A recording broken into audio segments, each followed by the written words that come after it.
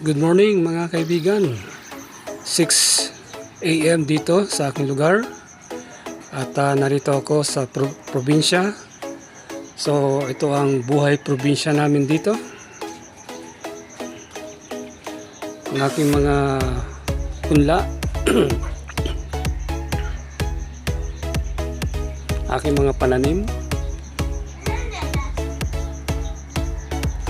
So meron akong dwarf avocado, meron akong dwarf jackfruit, and then meron akong guapol, tinatawag na guapol ito, at meron din akong mga kalamansi dito na tanim. At tumubo na rin yung tinanim kong karela o ampalayang ligaw. Yan, so ito pa at ito pa, yan, gumagapang na siya. Meron din ako dito alokbati, ayan o. At nakapag-transplant pa rin ako ng kamatis. Ang kamatis na ito ay tinatawag kong apple tomato. Para siyang squash. Yung hugis niya parang squash. So yan pa, ayan. At meron pa rito, yan. Ililipat ko na rin yan. At ayan pa, ayun. So marami-rami. Itong serrano chili, galing pa ng Canada.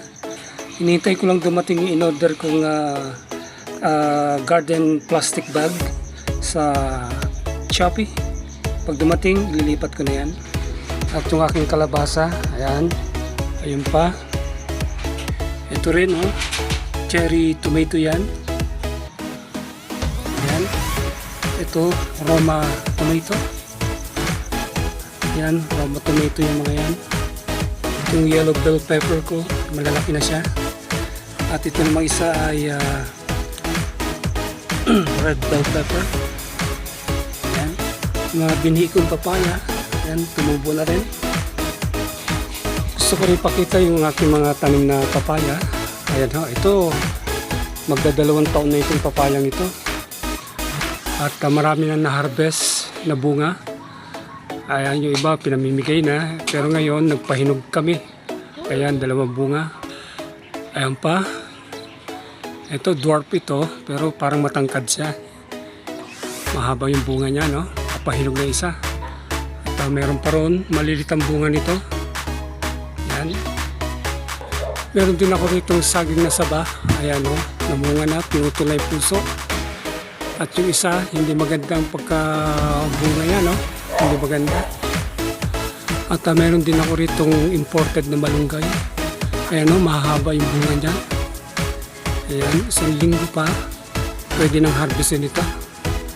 Ayan, ang labas po niya na dinding, yung sahog, piniritong tilapia o piniritong tanigi. Ayan, okay. At ito rin, gusto rin pakita aking heritage chicken. Dati marami ito. Yung white leghorn ko, maabot siya ng 25 pieces. Itong shamu, nasa 10 piraso yan. Ayun pa. At yung isa yung lalaki, meron din akong Brahma.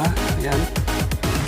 At itong aking Rhode Island Red, dati nasa 13 pieces yan. Pero nagkate na kami. Iba pinamigay ko na, no? Kasi sobrang dami. Sobrang dami nila. Medyo mahal din ang feeds, kaya nag-maintain na lang ako ng ilang piraso. Okay, so yan. Yan. Okay, so yan po ang buhay probinsya mga kaibigan. Sarap po rito sa countryside. Pagising mo ng umaga, malamig ang hangin, paligid mo mga pananim, hindi katulad sa city, ano? Sa city, maraming building, maraming sasakyan, mausok. Okay, dito po maganda rito sa probinsya.